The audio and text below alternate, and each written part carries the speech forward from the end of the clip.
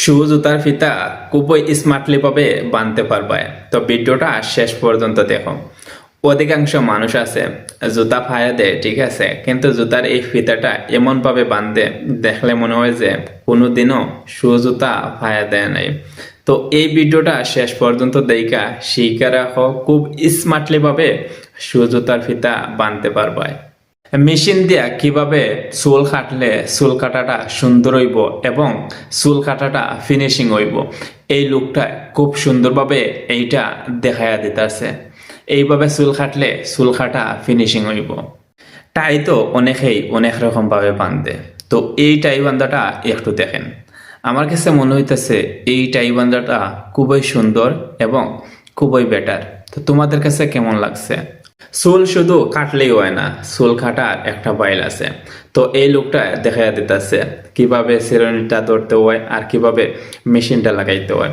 তো এই লুকটা যেইভাবে দেখা দিতেছে এইভাবে যদি চুলটা কাটা হয়, চুল কাটাটা ফিনিশিং হইব আর দেখতেও সুন্দর লাগবো। এই বাড়িটা একটু দেখেন। এই বাড়িটা কিন্তু দুই ভাইয়ের জন্য পারফেক্ট।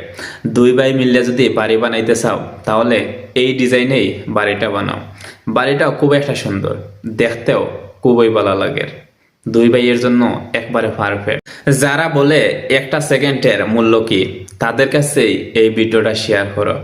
একটা সেকেন্ড যদি এদিক সেদিক হইতো তাহলে আজকে এই মহিলার কি অবস্থা হইতো একটাবার চিন্তা করছো?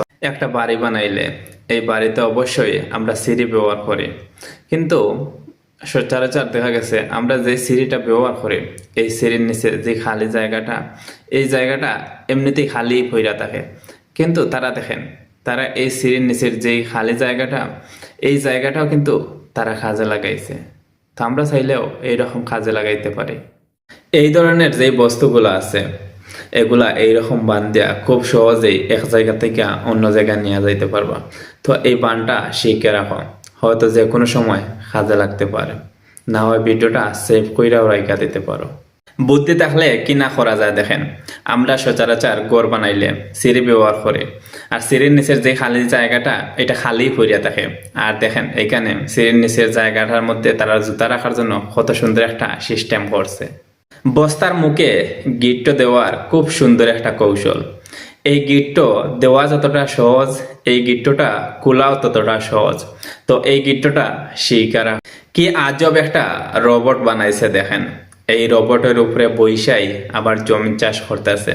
তাদের বুদ্ধি দেখলে, তাদের কাজ দেখলে আসলে প্রশংসা করতে হয়। তো তোমাদের কাছে কেমন লাগছে জানাইয়া যাইও। এই ধরনের ডাব্বার মধ্যে তুমি হাত দিয়ে ধরিয়া যে এক জায়গা থেকে অন্য জায়গায় নিয়ে যাইতে পারবা, এইরকম কোনো ডোয়া থাকে না। তো রশি দিয়া এই ডাব্বাগুলোর ডোয়া তুমি খুব সহজেই বানাইতে পারবা। তো এই কাজটা শিখ।